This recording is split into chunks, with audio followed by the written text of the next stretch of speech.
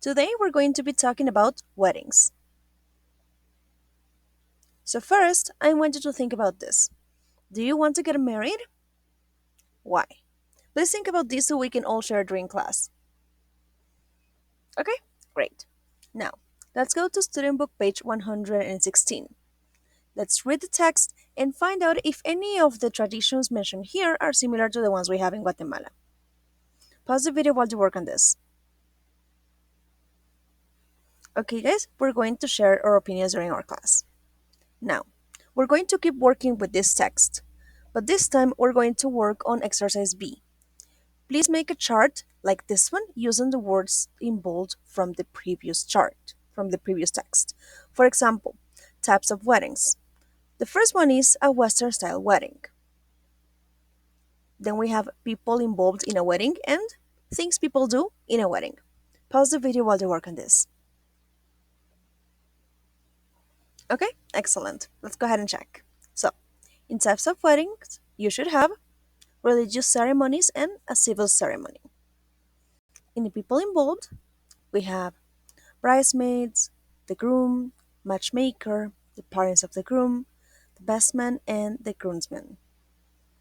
And in the things people do, walk down the aisle, go to a reception, exchange vows, perform a ceremony or a civil ceremony, have a bachelor or a bachelorette party, have a rehearsal dinner, and host a dinner.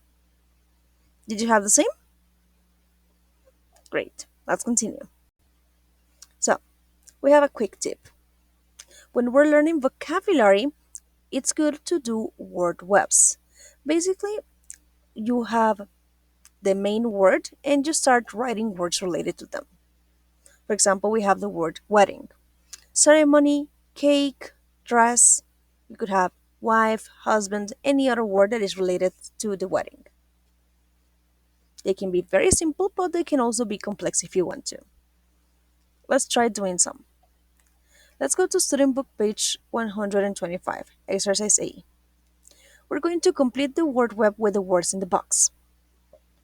For example, in people, we already have groom. And we'll in types of wedding, in this case we don't have any. We should do arranged marriage, best man, bride, and civil ceremony. Pause the video while you work with these words. Okay, let's check. So, first we have arranged marriage, that is a type of wedding. The best man, who is a person. The bride, also a person involved in a wedding. And the civil ceremony is a type of wedding. Now, if you notice, we have some spaces in blank. Please add other vocabulary related to people and types of wedding. You can find these words on page 116. Remember to have this ready before class so we can all check it then. Great, let's continue. Now, think about this.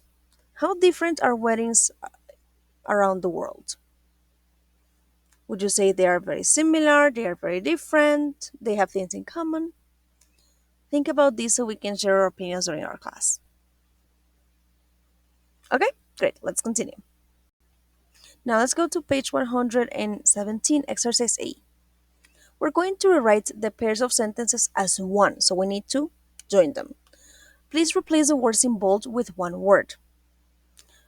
The words are on page 116, so you can go to the article there in order to see the words that you need. For example, things changed in the 1980s. At that time, people started to choose Western style weddings. Pause the video while you rewrite the sentences, then come back. Okay, let's check. You should have things changed in the 1980s when people started to choose Western style weddings. After a wedding ceremony, the guests who go to our receptions where they have a meal. And we used to use matchmakers, whose responsibility was to find the right husband or wife for you. Let's take a look at this. If you use if you notice the words when, where, and whose, they are helping me connect the ideas. They are relative pronouns just like which, who, and that. So, Relative clauses using when, where, and whose. They can introduce defining and, of course, non defining clauses. If you remember, defining clauses give us essential information and non defining give us extra information. So, when we're talking about time, we're going to be using the relative pronoun when. There is a touching moment when the bride walks down the aisle. The best time to get married is the summer, when it stays light all night. When we're talking about a place, we should use the relative pronoun where. There are places in the US where a celebrity lookalike performs a ceremony. Some people go to Hawaii, where they get married on the beach. And when we're talking about possession, we're going to use the relative pronoun whose. I have lots of friends whose parents used a matchmaker. Some couples use a fortune teller, whose job is to choose the best day. Okay, let's go ahead and practice. Let's go to student book page 117, exercise B. We need to complete these online postings with when, where, or whose. Now, notice that often when and where are both correct. Let's do the first one together. A week before the wedding, the bride and groom go to a photographer's studio. The wedding photos are taken. In this case, are we talking about time, place, or possession?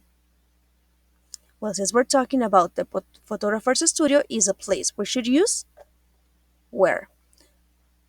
The bride wears her wedding dress and everything. Now, pause the video and work on the rest, then come back to check. Okay, let's go ahead and check. Couples often marry at half past the hour, when the hands of the clock are moving up instead of down. It is believed that the marriage will get off to a good start. 3. After the bride and groom have exchanged rings, there's a ceremony where the bride and groom each light a candle. 4. At the reception, there's a dance where the guests pin money onto the bride's dress. There are some weddings where guests pay to dance with the bride or groom. The best man, whose job is to take care of the rings, also makes a speech at the reception. 6. My favorite part is the event when the bride is painted with henna. It is called the mehdin. Okay, great. Now, let's go to workbook page 83, exercise A. Here, you're going to do the same activity. We need to complete this blog post using where, when, or whose. Let's do the first one. I live in a small town. Everyone gets married before they are 30. In these cases, we're talking of a small town. We should use where. Now pause the video and work on the rest, please. Okay, guys, we're going to check this during our class. I will see you then. Bye bye!